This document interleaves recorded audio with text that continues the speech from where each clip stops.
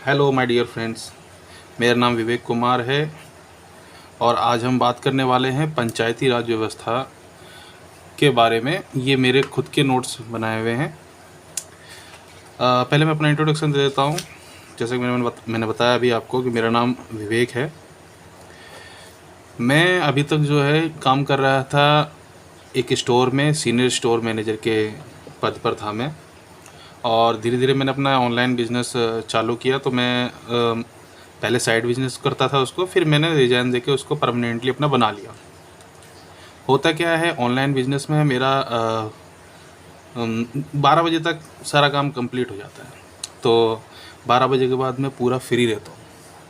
तो 12 बजे के बाद जब पूरा फ्री रहता हूँ तो मैं डेली ये सोचता था कि मतलब दिन भर सोते सोते मेरा दिन जो है मतलब बेकार ही हो जाता था, कुछ नहीं होता था। तो मैंने सोचा कि चलो कुछ पढ़ने पे ध्यान दिया जाए।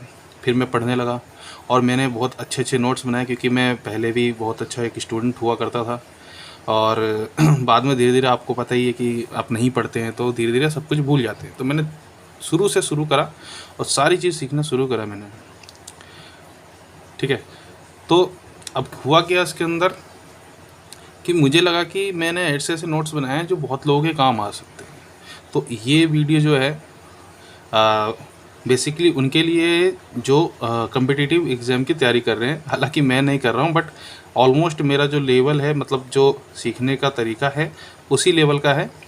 तो अगर आप सीख रहे हैं, कुछ समझ रहे हैं, कम्पिटिटिव एग्ज़ाम की तैयारी कर रहे हैं, तो ये वीडियो आपके लिए है। आपको आगे बढ़ना चाहिए, वरना आप इसको स्किप कर सकते हैं, दूसरी वीडियो देख सकते हैं। इसके अलावा इसी टॉपिक पर, यानी कि हर एक टॉपिक का मैं पहले एक नोट का वीडियो बनाऊँगा और उसके बाद उसकी फुल वीडियो, अगर कोई यूपीएससी लेवल तक की तैयारी कर रहा है, UPSC, CSE, common service, civil service exam जो होते हैं, आईएएस वगैरह, आईपीएस और जो भी होते हैं, तो उसके बाद उसकी वीडियो बनाया करूँगा। बट अभी जो मैं बना रहा हूँ बेसिकली वो जो है नीचे लेवल, मतलब थोड़े कम लेवल के हैं। एसएससी हैं और एमटीएस हैं, कंबाइंड ग्रेजुएट लेवल तक के तकरीबन है, सीजीएल तक का है इसके ऊपर। आपको इसमें आगे बढ़ना चाहिए। तो मैं अब चालू करता हूँ। आज इंट्रोडक्शन मुझे देना था थोड़ा सा, इसलिए थोड़ा सा लंबा कर लिया मैंने। बट मैं पढ़ाऊँगा, और पढ़ाऊँगा क्या, मैं खुद ही पढ़ रहा हूँ। तो आपको मेरे नोट्स बनाए हुए मैं आपको दिखाना चाहता हूँ। तो आपको अच्छा लगे, आई होप आपको अच्छे लगेंगे और आप कुछ सीखेंगे। मेरा मेन उद्देश्य ही आपको सिखाना है, क्योंकि मैं खुद ही सीख रहा हूँ, अपने को नोट्स खुद बना रहा हूँ। तो आगे चलते हैं। देखिए, मेरा जो पहला जो सब्जेक्ट टॉपिक है वो पंचायती राज व्यवस्था से है। तो पंचायती राज व्यवस्था क्या होती है उसके बारे में हम कुछ सब कुछ जानेंगे। सबसे पहले तो हम सारे पॉइंट टू पॉइंट नोट्स जानेंगे, जो सारे के सारे सवाल आने वाले हैं आपके एग्जाम के अंदर। ठीक है। तो देखिए, हमारा जो व्यवस्था, राज्य व्यवस्था होती है, उसकी जो बॉडी क्या होती है, उसकी स्ट्रक्चर क्या होता है, बॉडी स्ट्रक्चर क्या होता है, वो केंद्र सरकार होती है, राज्य सरकार होती है, स्थानीय स्वशासन होती है। ठीक है। केंद्र सरकार मतलब जो केंद्र में है सरकार, राज्य मतलब राज्य के स्तर पर जो सरकार है, स्थानीय स्वशासन। देखो, यहाँ पे सरकार नहीं है, यहाँ स्वशासन है। इसके नाम से ही, अगर आप इस नाम को ही समझ जाओगे ना, तो ये समझ लिए आपने पंचायती राज व्यवस्था को ऑलमोस्ट आधा समझ लिया, तकरीबन। इसमें बहुत सारी फैक्ट्स आपको जानने होते हैं, तो उसके लिए तो आपको सारा चीज़ समझना पड़ेगा, बट इसका बहुत बड़ा महत्व है। स्वशासन मतलब खुद शासन करना। देखिए, केंद्र सरकार में क्या होता है, कहीं का भी व्यक्ति, भारत का कोई भी व्यक्ति उसमें काम कर सकता है। राज्य सरकार में भारत का कोई भी व्यक्ति उसके अंदर काम कर सकता है। मैं इसलिए बोल रहा हूँ कि देखिए, वो एक तरह से सेवा होती है ना। बट अभी मैं इसको काम कर सकता है यूज़ कर रहा हूँ, तो प्लीज़ आप अपने हिसाब से इसको इस्तेमाल कीजिएगा। ठीक है, कोई भी कर सकता है। स्थानीय स्वशासन, अब इसमें क्या होता है, पंचायती राज व्यवस्था में क्या होता है कि वहीं स्थान के, उसी स्थान के, यानी कि उसी गांव के लोग ही चुने जाते हैं। और जब उसी स्थान के लोग चुने जाते हैं, वहीं के लोग शासन करते हैं, इसीलिए स्वशासन नाम दिया गया है, स्थानीय स्वशासन। ठीक है, ये नाम बहुत ही ज़रूरी है, आपको याद रखना, ध्यान रखना, आगे आपको समझ में आएगा मैं क्यों बोल रहा हूँ। ठीक है। तो अब देखिए, स्थानीय स्वशासन दो प्रकार के होते हैं। ग्रामीण में ग्रामीण क्षेत्र और शहरी क्षेत्र। ग्रामीण क्षेत्र में पंचायती राज और शहरी क्षेत्र में नगरीय पंचायत वो होती है। वो उसके बारे में बाद में बात करेंगे हम लोग। ठीक है। अभी हमारा जो मेन मुद्दा है वो है पंचायती राज। अब ये पंचायती राज होते क्या है? पंचायती राज व्यवस्था का मूल उद्देश्य विकास की प्रक्रिया में जन भागीदारी को सुनिश्चित करना तथा लोकतांत्रिक विकेंद्रीकरण को बढ़ावा देना है। ठीक है, जन भागीदारी और लोकतांत्रिक विकेंद्रीकरण, ये दो ऐसे शब्द हैं ना कि इस पे ही मैं कम से कम जो है 15-20 मिनट आपको बता सकता हूँ। 15-20 मिनट नहीं, बहुत ज़्यादा बोल दिया मैंने, 3-3, 4-4 मिनट दोनों एक उस पर बोल सकता हूँ।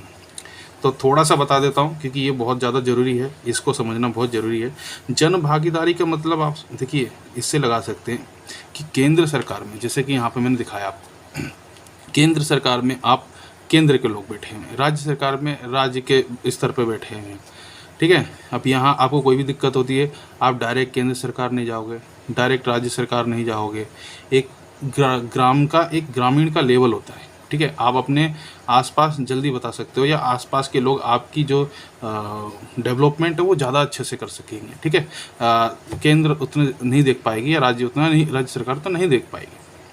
तो जन भागीदारी, लोगों की भागीदारी इसमें बहुत ज़रूरी है। अगर ये आसपास के यानी कि स्वशासन है तो आपकी खुद की भागीदारी इसमें पूरी तरह से रहेगी। आपके लोग यानी कि जो चुने गए हैं वो सबसे ज़्यादा जानते हैं, है ना, इंस्टेड ऑफ राज्य सरकार एंड केंद्र सरकार। ठीक है, वो ज़्यादा जानते हैं, इसीलिए जन भागीदारी को बढ़ावा देने के लिए ये मतलब इसका नाम है, मतलब कहा गया है कि विकास की प्रक्रिया में जन भागीदारी को सुनिश्चित करना। ठीक है, लोगों को इसमें ज़्यादा से ज़्यादा जोड़ना और लोकतांत्रिक विकेंद्रीकरण को बढ़ावा देना। देखिए विकेंद्रीकरण का क्या मतलब है?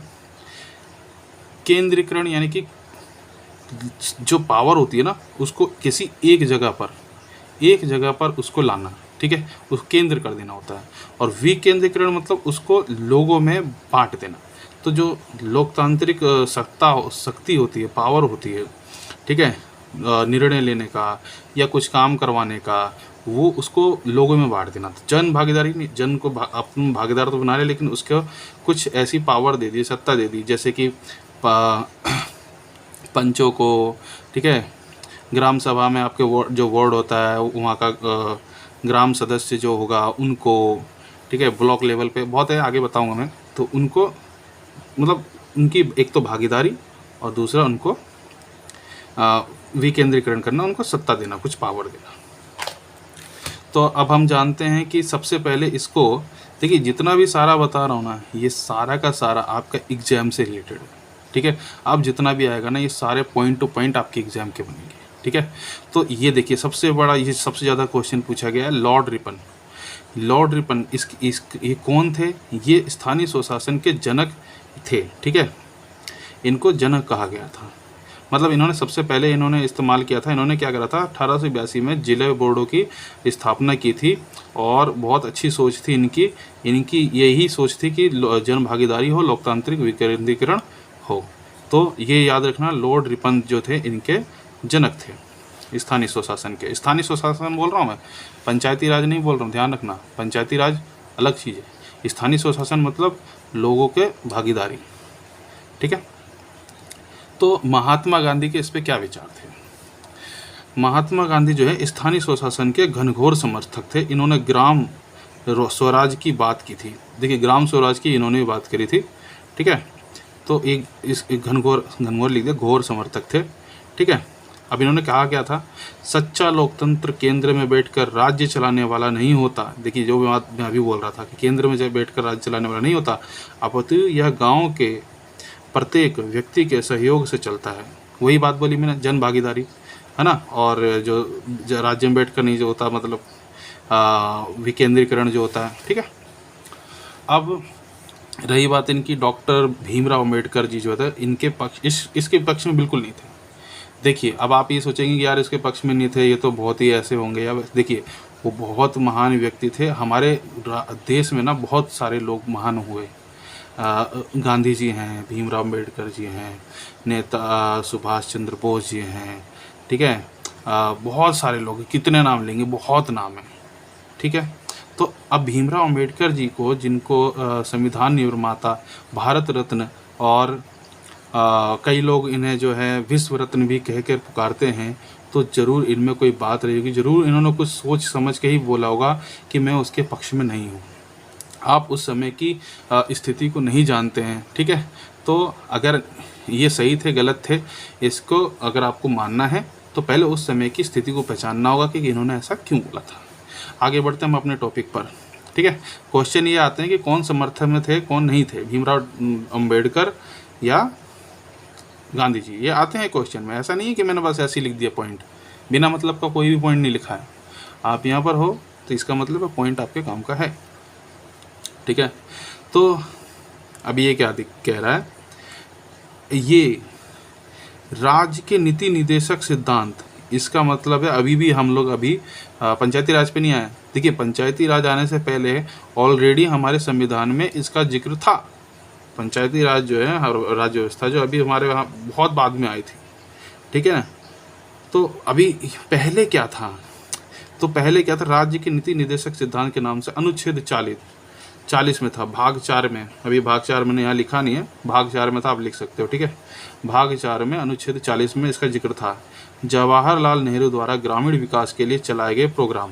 देखिए, इनके द्वारा इसको मैं बोलते जाता हूँ, इसमें बाद में उसको देखेंगे हम लोग। 2 अक्टूबर 1952 को सामुदायिक विकास कार्यक्रम इन्होंने किया था, और राष्ट्रीय प्रसार सेवा 2 अक्टूबर 1953 में किया था।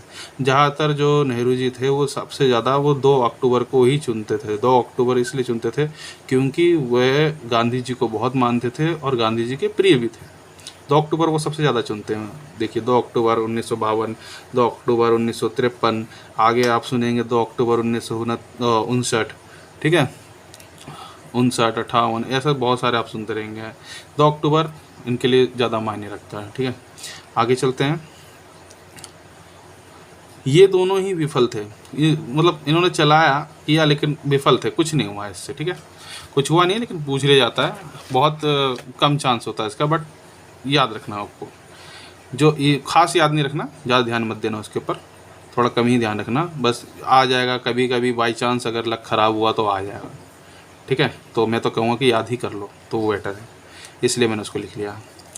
अब देखिए, अभी जो है ना, मैं अब बताऊँगा कि हमारे यहाँ पर समिति कौन कौन सी बनी थी, वो समिति ने क्या क्या सुझाव दिया था, किस किस स्तर के ग्राम पंचायत रखने का सुझाव दिया था, वो अब मैं इसके अंदर बताने वाला हूँ, ठीक है। अब इसके अंदर क्या है कि मैंने डायरेक्ट लिखते गया हूँ, मैं आपको बाद में एक समरी दे दूँगा कि मतलब डिफ्रेंशिएट करते हैं ना कि बलवंत राय मेहता का समिति का क्या था, अशोक मेहता का क्या था, ठीक है। बहुत सारे जो भी आए थे उनका मतलब क्या उनका सुझाव था, तो देखते हैं, पहले आगे बढ़ते हैं।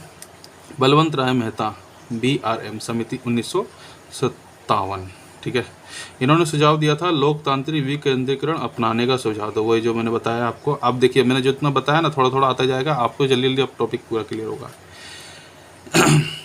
बलवंत राय मेहता को पंचायती राज व्यवस्था का वास्तुकार तथा लोकतांत्रिक विकेंद्रीकरण का जनक भी कहा जाता है। देखो, जो पंचायती राज व्यवस्था है इसका वास्तुकार किनको कहा जाता है, बलवंत राय मेहता को, ये याद रखना।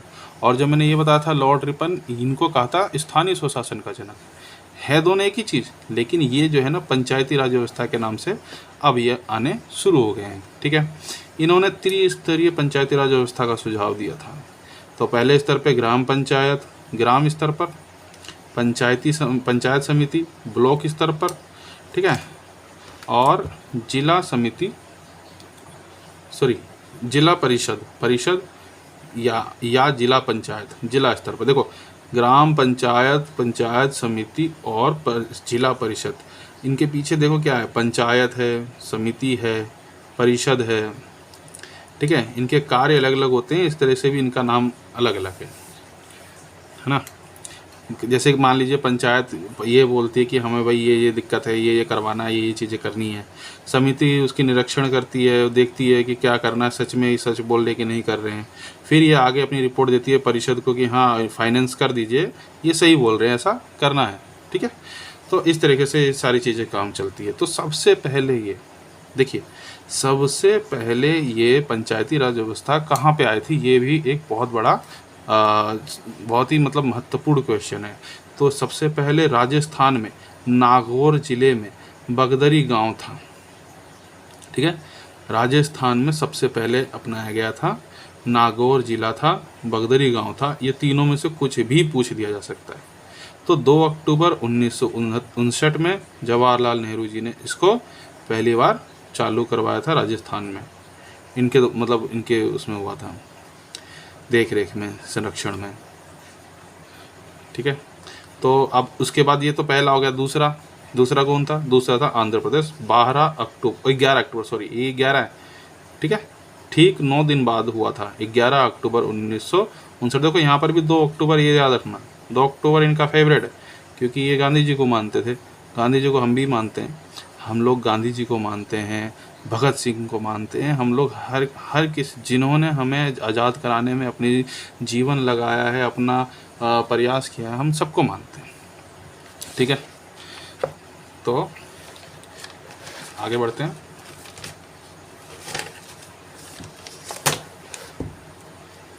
जो दूसरी समिति जो बैठी थी वो थी अशोक मेहता समिति। ठीक है, मैं क्या करता हूँ ना, मैं इनके नाम के लेटर्स ले लेता हूँ। देखो पीछे क्या था, बलवंत राय मेहता, BRM। तो BRM मतलब 3 शब्द आ रहे हैं, यानी कि त्रिस्तरीय उन्होंने पंचायती राज व्यवस्था का सुझाव दिया था। अब देखो ये अशोक मेहता है, AM फिर से 2 आ गया, मतलब अब सॉरी अब इसमें 2 आ गया, है ना। तो AM यानी 2 द्विस्तरीय। इन्होंने क्या करा था, 1977 में अशोक मेहता समिति बैठी थी, इन्होंने एक मतलब द्विस्तरीय पंचायती राज व्यवस्था का सुझाव दिया था। और वो क्या था, वो था मंडल पंचायत ब्लॉक लेवल पर और जिला परिषद या पंचायत जिला लेवल पर। देखो इन्होंने ग्राम लेवल को हटा दिया। ठीक है, क्यों हटाया, किस लिए हटाया, मैं उसको भी बता सकता हूँ, बहुत लंबा हो जाएगा, या थोड़ा सा बता देता हूँ मैं। देखो क्यों हटा दिया, हर गांव या हर जिला जो होता है ना, उस लेवल से बड़ा नहीं होता है, या उसमें जो वहाँ की जनसंख्या होती है उस लेवल से नहीं होती है। तो इन्होंने जिस हिसाब से देखा था कि हाँ भाई इतनी जनसंख्या है, इस हिसाब से 2 ही होना चाहिए, ज़्यादा क्यों कर रहे हैं, ज़्यादा मतलब उसमें खिचड़ी पक जाएगी, तो इसलिए उन्होंने 2 दे दिया था। या जो भी होगा इसको मैं बहुत ही विस्तार से अगली वीडियो आएगी जो विस्तृत रूप से आपको मैं दूंगा, उसमें आप देख लेना। अभी मैं जो है पॉइंट टू पॉइंट दे रहा हूँ आपको, आपके एग्ज़ाम के लिए, जो सारे के सारे एग्ज़ाम से रिलेटेड हैं। ठीक है, ये सारे एग्ज़ाम से रिलेटेड है, एक भी चीज़ मैंने फालतू इसमें नहीं लिखी है। बस इसको मैं समझाने में ज़्यादा टाइम ले रहा हूँ। क्यों? क्योंकि अगर आपको समझ में नहीं आएगा तो ये क्यों था, किस लिए था, आपको ये पता नहीं चलेगा। और आपको अगर कंसेप्ट क्लियर नहीं होगा तो रटने से देखो कुछ नहीं होने वाला है। ठीक है, तो इन्होंने द्विस्तरीय, देखिए AM अशोक मेहता, 2 शब्द आ रहा है, तो द्विस्तरीय पंचायती राज व्यवस्था का इन्होंने सुझाव दिया था, मंडल पंचायत और जिला परिषद या पंचायत जिला लेवल पर। ठीक है, अब क्या इन्होंने ग्राम न्यायालय गठन का सुझाव दिया था। ग्राम न्यायालय गठन, ग्राम न्यायालय का मतलब समझ रहे हो, वहीं पर अपने जो भी दिक्कतें होंगी ना वहीं पे वो निपटा लेंगे। वो ये बहुत ज़रूरी था ये। ठीक है, बहुत ज़रूरी चीज़ थी, ग्राम न्यायालय बहुत ज़रूरी चीज़ है, ऐसी नहीं है ये। SC और ST के आरक्षण का सुझाव सबसे पहले उन्होंने दिया था। ये भी क्वेश्चन है, ये भी क्वेश्चन है, ये भी क्वेश्चन है, ये सब क्वेश्चन है, ये अलग अलग। ये आपको मैं कहानी की तरह समझा रहा हूँ ना, ये समझ लीजिए सभी ये क्वेश्चन है। ये आप देखेंगे, आप जब प्रैक्टिस करेंगे ना उसमें सब आपको मिलेगा। ठीक है, SC और ST आरक्षण का सुझाव सबसे पहले किन्होंने दिया था? अशोक मेहता जी ने। ठीक है, उसके बाद एक GV के राव समिति आई थी 1985 में। ये कोई खास नहीं है, इनसे कुछ आता नहीं है, मतलब कुछ आता नहीं है, बस ये लोग जानने के लिए ज़रूरी है कि हाँ एक GV के राव समिति भी आई थी। अब उसके बाद आई थी LM सिंघवी समिति 1986 में। देखिए इन्होंने भी त्रिस्तरीय पंचायती राज व्यवस्था का सुझाव दिया था। ठीक है, अब इन्होंने क्या क्या कहा था, पंचायती राज व्यवस्था को संवैधानिक दर्जा का सुझाव। सबसे पहले संवैधानिक दर्जा का सुझाव किसने दिया था पंचायती राज व्यवस्था को? वो थे LM सिंघवी समिति। संवैधानिक दर्जा, देखो अब तक जितने भी लोगों ने सुझाव दिए या जो भी हो रहा था, नहीं हो रहा था, कुछ भी हो रहा था, उसको संवैधानिक दर्जा था ही नहीं। इसका मतलब है कि राज्य करे या ना करे उनकी मर्जी, ये उनकी मर्जी है। जब संवैधानिक दर्जा दे दिया जाता है ना तो फिर उनकी मर्जी नहीं होती, उनको करना होता है। हाँ, कुछ शर्तों में उनको करना जरूरी है और कुछ शर्तों में उनके ऊपर छोड़ दिया जाता है कि हाँ आप ये कर सकते हो, एक की पावर कितना देना नहीं देना, ये वो जो भी है। ठीक है, तो इन्होंने भी त्रिस्तरीय दिया था कि 3 स्तर की होने चाहिए। ग्राम न्यायालय का इन्होंने भी बोला था, ग्राम न्यायालय होना चाहिए। और राज्य चुनाव आयोग, देखिए इन्होंने राज्य चुनाव आयोग, इसके जो चुनाव होते हैं वो राज्य चुनाव का आयोग ही करता है, ठीक है। फिर आई थी पीके थुंगन समिति 1989, ठीक है। उसके बाद 3 साल बाद आई थी पीके थुंगन समिति। इन्होंने भी सेम चीज़ बोली, संवैधानिक दर्जा होना चाहिए। 1989 में राजीव गांधी द्वारा 64वां संवैधानिक विधेयक संसद में पेश किया गया था, ठीक है।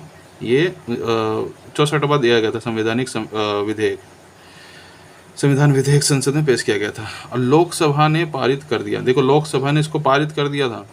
या अगर देखा जाए तो 1989 में ये हो जाता, बट नहीं हुआ। क्यों नहीं हुआ? देखो यहाँ तो पारित होगा, लेकिन राज्यसभा ने पारित नहीं किया। जब लोकसभा ने कर दिया, राज्यसभा ने नहीं किया, तो भाई आगे दे ही नहीं सकते। संसद में कहाँ दोगे इसको? तो संसद में तो दे दिया था, मतलब लोकसभा ने इसको मनोनीत कर दिया, पारित कर दिया, राज्यसभा ने पारित नहीं किया, इसलिए ये नहीं हुआ, नहीं माना गया। फिर भाई हमारा आता है 73वां संविधान संशोधन अधिनियम।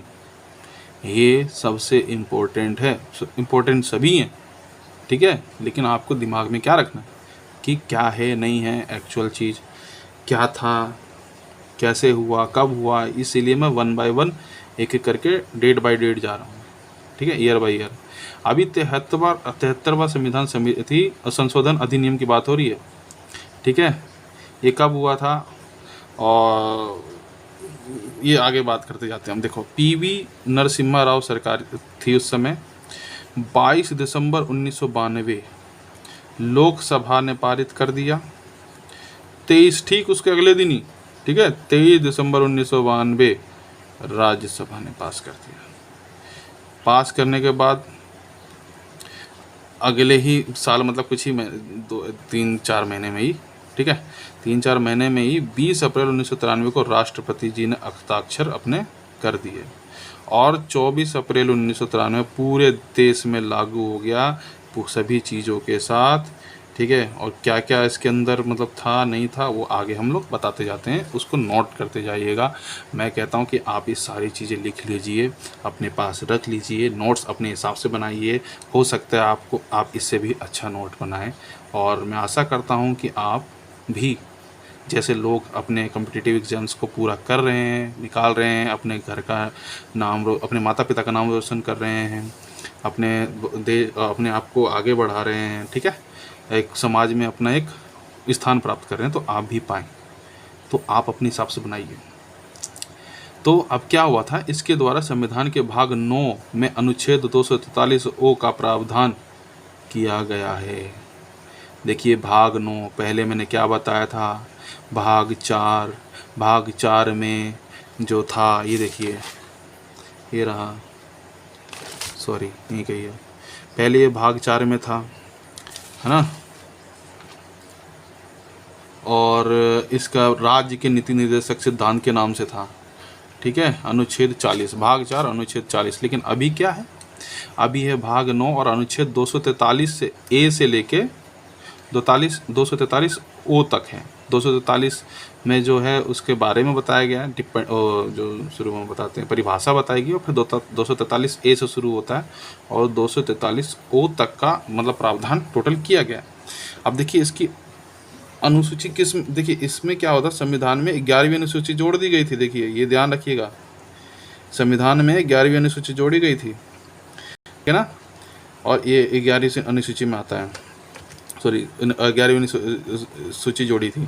और पंचायती राज व्यवस्था के त्रिस्तरीय ढांचा को माना गया। देखिए 2, 3, 4 अलग अलग दिए गए थे, बट त्रिस्तरीय को माना गया।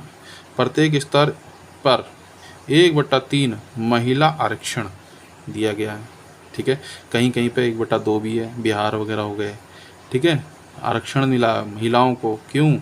क्योंकि महिला सशक्त हो, ठीक है, बहुत ज़रूरी है ये। क्योंकि एक महिला जब पढ़ती है ना, देखो एक व्यक्ति पढ़ता है ना, तो वो सिर्फ अपने लिए पढ़ता है। हालांकि वो परिवार का भरण पोषण करता है, मगर वो सिर्फ अपने लिए पढ़ लेता है। लेकिन जब एक महिला पढ़ती है ना, तो तो ये समझ लीजिए कि पूरे परिवार ने पढ़ लिया, क्योंकि अब जितने भी बच्चे आएंगे, मतलब सॉरी, आगे जो भी होने वाले हैं, वंशज आने वाले हैं, उसको अच्छे से समझा देगी, पढ़ा देगी, बहुत ज़्यादा आगे बढ़ा देगी, बहुत ज़्यादा आगे। एक देखो अनपढ़ महिला भी होती है ना, वो अपने लेवल से कई ऊपर तक पढ़ा देती है, तो एक पढ़ी लिखी महिला कहाँ तक जा सकती है। ठीक है, 5 वर्ष कार्यकाल रहेगा। ठीक है, ध्यान रखना, ये सारे पॉइंट्स हैं। पंचायत भंग हो जाती है अगर, यानी कि कोई उसमें से रिजाइन दे देते हैं, यार कुछ भी हो जाता है, किसी वजह से हट जाते, निकल जाते हैं, तो 6 माह के अंदर में निर्वाचन होगा। देखो यहाँ पर भी मैं बड़ा लंबा बता सकता हूँ, बट मैं भी छोटे छोटे बता रहा हूँ। पंचायत भंग हो जाता है, 6 माह के अंदर निर्वाचन होता है। इसमें अगर चाहे तो जिला कलेक्टर या कोई राज्य स्तर पे बड़ा अधिकारी जो है, जिला कलेक्टर मान लीजिए, जिला कलेक्टर ही ज़्यादातर जो है इसमें भागीदारी लेते हैं। अगर हट गया है तो जिला कलेक्टर उस पद को ले लेता है, अपने अंडर में कर लेता है। ठीक है ना, जब तक वो चाहे। अगर 6 माह के अंदर में और हाँ, 6 माह के अंदर में निर्वाचन करा के उसमें करना जरूरी होगा। कब तक के लिए होगा निर्वाचन? वो जितना शेष कार्यकाल बचा, ना कि वो फिर 5 साल ना, जितना कार्यकाल बचा, मान लीजिए अगर फिर चुनाव होंगे तो सभी के लिए होंगे ना, अब उस अकेले के लिए थोड़ा ना उसको छोड़ दिया जाएगा, फिर तो वो तो मज़े आ गए उसके, फिर अगले चुनाव में अकेला खड़ा होगा वो, मतलब एक ही सीट के लिए खड़ा होगा। तो वो जितने कार्यकाल बचा होता है उतने कार्यकाल के लिए आता है, और 6 माह के अंदर में कर दीजिए। और मान लीजिए अगर 4.5 साल के कार्यकाल ख़त्म करने के बाद अगर वो हटता है, तो क्या 6 माह के अंदर में निर्वाचन करना है जरूरी है? भाई कर भी सकते हैं, और वो चाहे तो आप वो खुद भी ले सकते हैं उस पद को, जिला कलेक्टर जो है, क्योंकि 6 महीना के अंदर में कराना होता है, तब तक तो दूसरा चुनाव आ जाएगा। तो कभी कभी क्या होता है कि नहीं ही कराते हैं, है ना, 1 साल 1.5 साल बचा होता है तभी करवाते हैं। ठीक है, SC ST जनसंख्या अनुपात आरक्षण। देखिए SC और ST का जनसंख्या के अनुपात पर आरक्षण दिया गया है। OBC आरक्षण राज्य विधानमंडल, ये क्या है? OBC को आरक्षण इसमें नहीं दिया गया है, ये राज्य के विधानमंडल पर छोड़ दिया गया है कि आप देना चाहते हैं नहीं देना चाहते, वो आपकी इच्छा। ठीक है, ये संवैधानिक रूप से नहीं बोला गया, थोपा गया कि आपको करना ही करना है, ये संवैधानिक रूप से किया गया है। ठीक है, ये संवैधानिक रूप से है, ये संवैधानिक रूप से है, ये संवैधानिक रूप से है, ये सारे संवैधानिक रूप से हैं, ये संवैधानिक रूप से नहीं है, ये राज्य विधानमंडल पर छोड़ दिया गया है। हर गाँव ग्राम सभा 200 मतदाता अनिवार्य। देखिए ग्राम सभा क्या होती है अभी आगे बताऊंगा मैं। ग्राम सभा, उस ग्राम सभा के अंदर में उस वार्ड में कितने मतदाता अनिवार्य होते हैं, मान लीजिए ये मान लीजिए क्या बताया ही गया है, 200 मतदाता जिनका वोटर आईडी कार्ड है, जो मत देते हैं, वो उतने होने चाहिए। अगर नहीं है, 200 से कम है, एक भी कम है, तो दूसरे गांव के व्यक्तियों को, दूसरे गांव के व्यक्तियों को, दूसरे वार्ड के व्यक्ति को जोड़कर मतदाता को वो उसमें मिला दिया जाता है। ठीक है ना, एक अलग नहीं दिया जाता है, 200 कम से कम मिनिमम होने चाहिए, तब वो ग्राम सभा मानी जाएगी। ठीक है, अब देखिए, अब इसी को पूरी तरह से फुल मैं बता देता हूँ आपको, ताकि आपको क्लियर हो जाए। पंचायती राज्य की संरचना, देखो संरचना आगे मैं बताने वाला हूँ, जो अभी आपको क्लियर हो जाएगा। ग्राम सभा जो मैंने बताया 200 मतदाता होना चाहिए।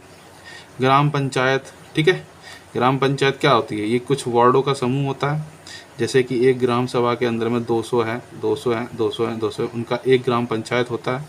ठीक है, ये कई वार्डों से मिलकर एक बनता है। अब क्या है, अब इसमें अब कार्यपालिका और न्यायपालिका ऐसी मैं समझा देता हूँ मैं। इसके अंदर में कार्यपालिका काम कैसे करती है और न्यायपालिका कैसे काम कर सकती है, करती है।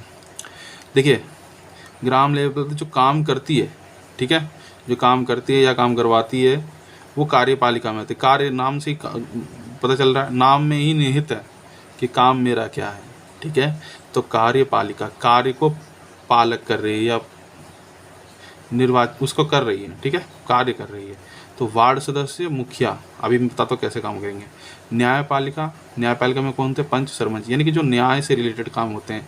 वार्ड सदस्य, मान लीजिए कार्य कैसे हो रहा है, वार्ड सदस्य ने कहा कि भैया यहाँ से एक नाली जानी है और यहाँ पर एक सीट लगना है। ठीक है, बैठने वाला बैठक लगती है या रोड स्ट्रीट लाइट लगती है।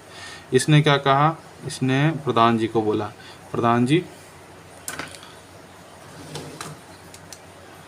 ठीक है, इसने प्रधान जी को बोला कि प्रधान जी जो इस तरीके से नाली लगानी है। अब उन्होंने प्रधान जी ने क्या करा, नाली लगवा दी। अब वहाँ पे जो घर था उसने बोला जी ये मेरे घर के आगे से क्यों निकाल दी, वो सीट मेरे घर के आगे क्यों नहीं लगाई। अब ये जो वो लेके जाएगा, मतलब अर्जी लेके जाएगा, वो हो जाएगा पंचों के पास। पंच सरपंच कहीं कहीं पे एक ही होते हैं, कहीं पे अलग अलग होते हैं, ठीक है। पंचों के पास जाएगा, वो उनसे दरकार करेगा कि मतलब कि देखिए हमारे घर के आगे से निकाल दिया गया है, मैं नहीं चाहता मेरे घर के आगे से निकले। जो भी न्याय से रिलेटेड होगा, भाई उसके साथ अन्याय हुआ है तो ये देखेंगे, ठीक है। ऐसे ही नहीं काम करा सकते हैं ये, ठीक है। आपका अधिकार है बोलना अगर आपके साथ अन्याय हुआ है तो ये इसकी बॉडी स्ट्रक्चर है पंचायती राज की। अब भाई ये सब सही से सही में हो रहा है कि नहीं हो रहा है, कहीं ऐसा तो नहीं झूठ मार में बस पैसा ले रहे हैं, सैलरी ले रहे हैं, काम कुछ नहीं कर रहे हैं, ठीक है। तो उसके लिए अधिकारी रखे जाते हैं, ग्राम सेवक अधिकारी, ग्राम डेवलपमेंट, विलेज डेवलपमेंट ऑफिसर होते हैं, ठीक है। ग्राम विकास अधिकारी, जो आप सबसे कॉमन नाम सुनते होंगे, ग्राम विकास अधिकारी, विलेज डेवलपमेंट ऑफिसर, ठीक है। अब आते हैं हम पंचायत समिति पर, ठीक है। पंचायत समिति में क्या है, अध्यक्ष कौन होता है, ब्लॉक का प्रमुख। अब देखो ब्लॉक, अब देखो आपने क्या करा, पंचों को आपने चुना है, वहाँ पे आपने वोट डायरेक्ट दिया था, खुद ही आपने खुद चुना है। लेकिन जो ब्लॉक प्रमुख होता है उन्हीं में से ये इनडायरेक्ट चुनाव होते हैं और उन्हीं के अंदर एक ब्लॉक प्रमुख बना दिया जाता है, ठीक है। वो इस पंचायत समिति का अध्यक्ष होता है ना। उपाध्यक्ष भी ऐसे ही चुना जाता है सेम। कुछ सदस्यों का निर्वाचन जनता द्वारा, यही जो मैंने बताया, कुछ सदस्य यानी कि जो आपने पंचों को चुना है, ठीक है, आपके मुखिया प्रधान को जो आपने चुना है वो आपने चुना, तो कुछ सदस्य आपने चुने हैं, और बाकी के जो होते हैं वो इनडायरेक्टली कौन करता है, ब्लॉक प्रमुख या आगे के जो भी होते हैं उनको आपके द्वारा चुने गए लोगों के चुनाव से होता है, ठीक है, कि हाँ भाई ये बनेंगे, सहमति से बनता है।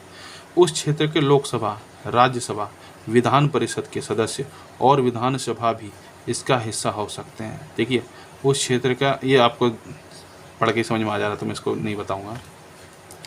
इसके सरकारी अधिकारी कौन होते हैं, भाई ये सही में सब काम कर रहे हैं, सही नहीं कर रहे हैं, बस ऐसे झूठ माठू बोल रहे हैं, वो होता है BDO, ब्लॉक डेवलपमेंट ऑफिसर, ठीक है। समझ में आ रहा है, पीछे बता दिया, आगे बताने की जरूरत नहीं है।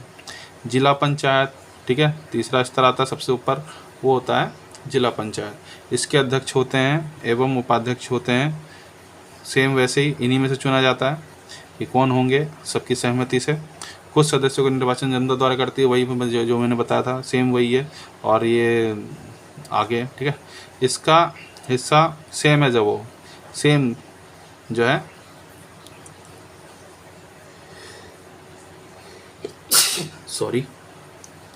सेम जो बताया था आपको, उस क्षेत्र के लोकसभा, राज्यसभा, विधान परिषद के सदस्य और विधानसभा भी इसका हिस्सा हो सकते हैं। सेम यहाँ पर भी इसका हिस्सा हो सकते हैं, जिला पंचायत का। और सरकारी अधिकारी इसके होते हैं CEO, चीफ एग्जीक्यूटिव ऑफिसर, ठीक है। अब हमने तकरीबन सभी चीज़ क्लियर कर ली, सभी चीज़ को हमने कवर कर लिया, ठीक है। अब हम लोग सीधे अब बात करते हैं किस पे, जो महत्वपूर्ण अनुच्छेद हैं, महत्वपूर्ण क्या, मैं सभी के बारे में बात करूंगा, 243 से लेके और 243O तक, ठीक है। तो उसमें अंदर क्या दिया गया, देखो वो नहीं बताऊंगा मैं अंदर की चीज़ें, बस ये बताऊंगा कि उनका सब्जेक्ट क्या है, ठीक है, अंदर क्या बताया गया। तो अनुच्छेद 243 में देखो परिभाषा बताई गई है कि ग्राम सभा कौन है, अध्यक्ष कौन होंगे, ब्लॉक समिति क्या होता है। ये सिर्फ नामों को परिभाषित कर दिया गया है कि ये कौन है, वो कौन है, वीडियो कौन होते हैं, ठीक है, ये सिर्फ परिभाषा दी गई है। उसके बाद देखो उसके अंदर जो है आप अगर देखोगे तो 243A में ग्राम सभा से रिलेटेड सारी चीज़ें बताई गई है, उनको क्या पावर दी गई है, नहीं दी गई है, ठीक है, वो चीज़ बताई गई है। देखो ये ना सब्जेक्ट होते हैं, ठीक है, ये अभी बताऊंगा मैं, लास्ट में सारे पहले बता देता हूँ मैं। 243B में पंचायतों का गठन कैसे होना है, त्रिस्तरीय है, ठीक है, ये इससे रिलेटेड सारी चीज़ें बताई गई है। जनसंख्या के रिलेटेड बताई गई कि 20 लाख से कम होएंगी तो द्विस्तरीय माना जाएगा।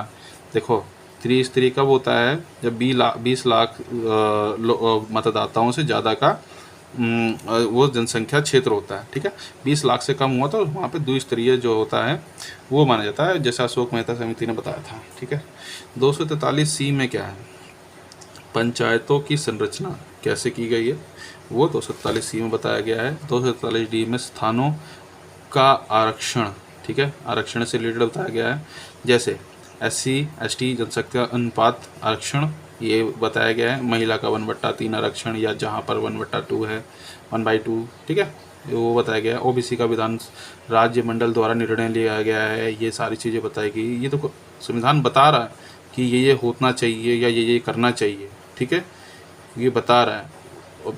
जो कार्य होते हैं वो नीचे लेवल पे होते हैं और इसी को ध्यान में रख के ही होते हैं। संविधान से ना कोई बड़ा है, ना था और ना ही होगा, ठीक है। संविधान ही हमारा सबसे बड़ा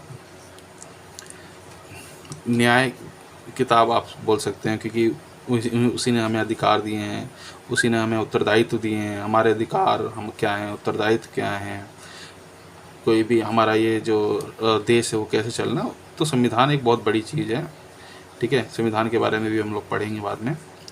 243E में कार्यकाल जो बताया, कार्यकाल के बारे में बताया गया है, उससे रिलेटेड सारी चीज़ें बता दी गई कि हाँ अगर छूट जाता है, छोड़ देता है तो 6 महीने के अंदर हो जाएगा। 243F सदस्यों की योग्यता बताई गई है 21 वर्ष। 243G शक्तियाँ, अधिकार और उत्तरदायित्व बताया गया है। 243H में कर लगाने का अधिकार, देखो कर लगाने का अधिकार भी दिया गया है, ठीक है ना, ये बहुत ज़रूरी है। 200 आप ये मुझे लग रहा है ये आता ही है हमेशा, लग रहा है, कह रहा देखा ही है मैंने, खैर, कि कर लगाने का अधिकार किस संवैधानिक अनुच्छेद के अंदर में दिया गया है, तो वो 243H में दिया गया है, ठीक है। 243I में राज्य वित्त आयोग का गठन राज्यपाल के द्वारा, हाँ, इसके बारे में बताया गया। 243J में पंचायतों के लेखाओं की संपरीक्षा। 243K में निर्वाचन आयोग, राज्य निर्वाचन आयोग। 243L में संघ राज्यों, राज्य क्षेत्रों को लागू होना, और 243M में कुछ क्षेत्र में लागू नहीं, नागालैंड, मेघालय और मिजोरम, तो कुछ क्षेत्रों को जो है छोड़ दिया गया है, इन पर लागू नहीं किया गया है कि आपको करना ही करना है, ठीक है। यहाँ पर नहीं लागू हुआ है, ये इनके हिसाब से होगा कि इनको करना है कि नहीं करना है, ठीक है, पूरी तरह से ही छोड़ देगा। 243N में क्या है, विद्यमान विधियों और पंचायतों का बना रहना, ठीक है, कैसे बने रहेंगे। और 243 सबसे लास्ट में है, निर्वाचन संबंधी मामलों में न्यायालयों के हस्तक्षेप वर्जित माना गया है। अब आप ये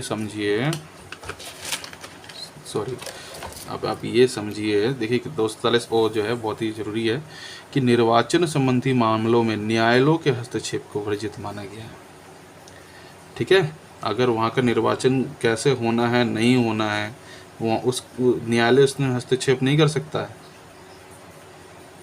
ठीक है।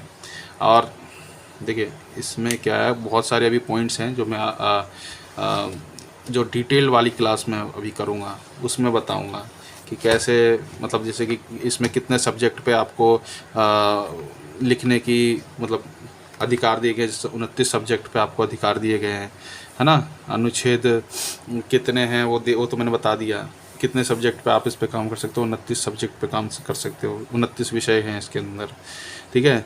संविधान संशोधन कौन सा है, 73वां है, ठीक है ना। कौन सी अनुसूची है, 11वीं है, ठीक इसके बाद 12वीं अनुसूची आई थी, है ना। तो अभी फ़िलहाल में ये 11वीं अनुसूची है। 11वीं अनुसूची के बारे में, 12वीं अनुसूची नगर पालिका में आप चले जाओगे, तो अभी सबसे पहले हमको ये समझना है, ठीक है। और मैं आशा करता हूँ कि आप जो है मेरी डिटेल्ड वाली, अगर आप यूपीएससी की तैयारी कर रहे हैं और अच्छे से इसको जानना चाहते हैं, तो डिटेल्ड वाली मैं एक वीडियो के डिस्क्रिप्शन में लिंक दे रहा हूँ, आप वहाँ से जाके डिटेल्ड में आपको उसको देख सकते हैं और आपको बहुत हद तक उसमें समझ में आएगा कि आखिर ये क्या है। ये एक बेसिक है समझ लीजिए, लेकिन इसी बेसिक के अंदर में से ऑलमोस्ट 80% तो आपके क्वेश्चंस आने ही आने हैं। आशा करता हूँ आपको, देखिए मेरा उद्देश्य यही है कि मैं तो पढ़ ही रहा हूँ, मेरा तो बिज़नेस ऑनलाइन है, ऐसा नहीं है कि मैं इस पे आश्रित हूँ, लेकिन मेरे दिल में कहीं ना कहीं आया, इतने सारे वीडियोज़ हैं,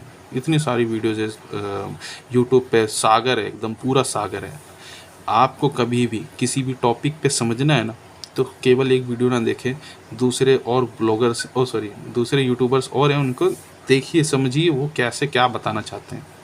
ठीक है, मेरा तरीका क्या है, मैं ऐसे भी किसी को, देखिए यूट्यूब पे तो मैं पहली बार बता रहा हूँ, मैं ऐसे भी किसी को बताता हूँ ना, तो मेरी इच्छा ये करती है कि मैं उसको पूरा खोल के उसको पूरी डिटेल में बताऊँ, क्योंकि मुझे वीडियो जल्दी बनानी थी, इसलिए फिर भी 40 मिनट हो गया। ठीक है, तो अब मैं जो आप सोचिए कि ये मैं एकदम कंपाइल करके बना दिया हूँ, तो 40 मिनट हो गया है, या 42-43 मिनट हो गया है। अगर मैं इसकी डिटेल वीडियो दूंगा तो वो कितनी ज़्यादा लंबी होगी, वो 2 घंटे तक आराम से जा सकती है, या हो सकता है जल्दी ही कर दूँ मैं। ठीक है, धन्यवाद आपका पूरा यहाँ देखने के लिए। आशा करता हूँ आप अपने लक्ष्य में सफल होंगे। जय हिंद, वंदे भारत, जोहार।